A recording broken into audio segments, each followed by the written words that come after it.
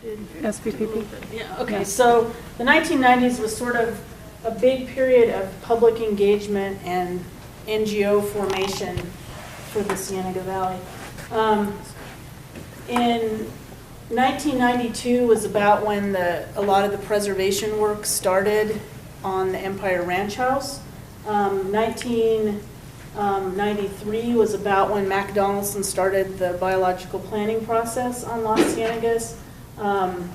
The first partial National Register nomination for the Empire Ranch House was in, we think, about 1994. And I think in 1995 was where a lot of people in this room began to intersect in the formation of the Sonoyta Valley Planning Partnership. Started with some meetings in about June, July 1995 to help BLM develop a management plan for what became Las Cienegas National Conservation Area. I think most of you are familiar with that history, and I can talk about it for a really long time, so I won't. But that was kind of a key point. And down on this line, what I'd written was two other things.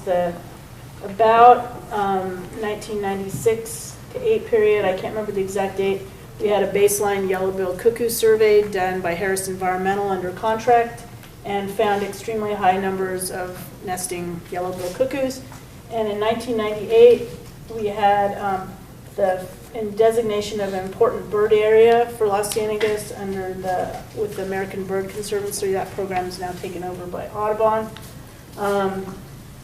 In this time, we fenced our part of the creek also and had that huge response that Jeff talked about to the fencing. And somewhere in here, did we decide it was 1997 was when the Empire Ranch was foundation? Yeah, it's on there. Yeah, so that's that kind of period. Okay, Brown, Swiftle? So in '96, as a consulting biologist, I was out there doing bird surveys, again seeing lots of yellow-billed cuckoos, but we found the first southwestern willow flycatcher out there, so that was very exciting. First nesting one, right? First nesting one, yes.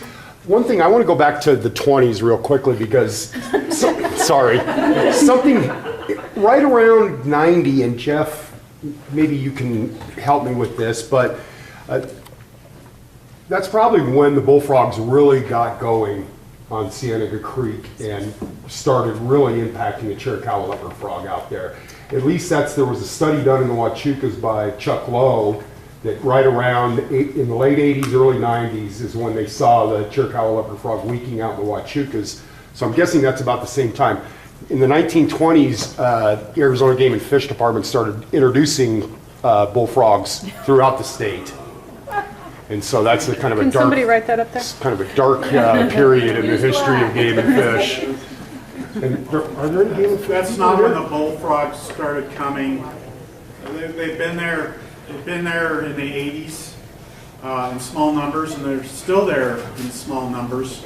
They wouldn't affect the leopard frog in the numbers they were there, except for they brought chytrid with them, and that caused a die-off in about 92. I witnessed in the northern end of the creek pools that had dozens of dead leopard frog adults, and I thought it was because of the cold snap. And I was right in one sense. The cold snap didn't kill them, but it allowed their physiology to be affected by the chytrid and finish them off. So about 92 is when we lost leopard frogs, both lowland and Chiricahua leopard frogs on the creek, and I need to write that up there. Okay, go ahead and write it up there. And Sheila, are you the blue? I'm blue. Yeah. Some of this we've talked about. Somewhere in the 90s, we know that Native American collection of plants was continuing for medicine and also for basketry, but it's something we need to document. And in 1997, Empire Ranch Foundation was found. In 1998, I came down here on a detail as assistant field manager, Karen's job. And the very first week I was here was when J.J. Swift almost lost his life out there due to the gas line explosion. You guys remember that? I do. Yeah, that was a real introduction to Las Cienegas. But I wanted to remind us a real lesson that we all learned related to this was that we got the LCNCA because of the tool of collaboration. ranchers, locals, everybody. That's the only way that would have happened. Otherwise, we don't know what would have happened and what it would have looked like. Orange, Lunch. or the bottom green. Oh, Okay, so around 1998, 99, the county works on starts the SDCP, the Sonora Desert Conservation Plan.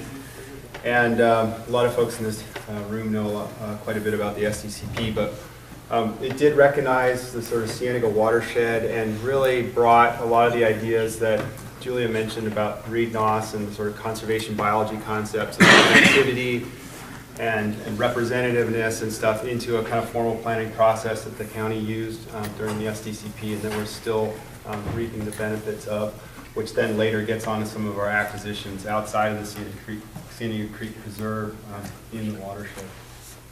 How about the green on the bottom? Oh, that would be me. Upper front green? This ties into what Jeff was talking about, die-offs that he observed In 92, right there. in 92.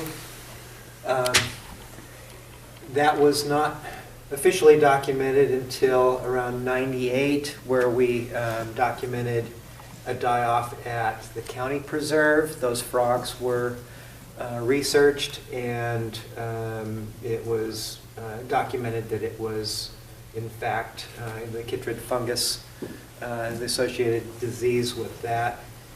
And that was the first detection of the disease in the United States. It was known from elsewhere, across the globe, Central America, Australia, places like that. Now we know that it was in the United States since the 80s, but this was the first detection and documentation in the United States. But the next brown, did we do that already? Jeff, The lower you had brown? something on there about pool habitat improving and on that bottom. Where are we at, right here? And on the bottom. Up there on the bottom. Oh, this is about water rights.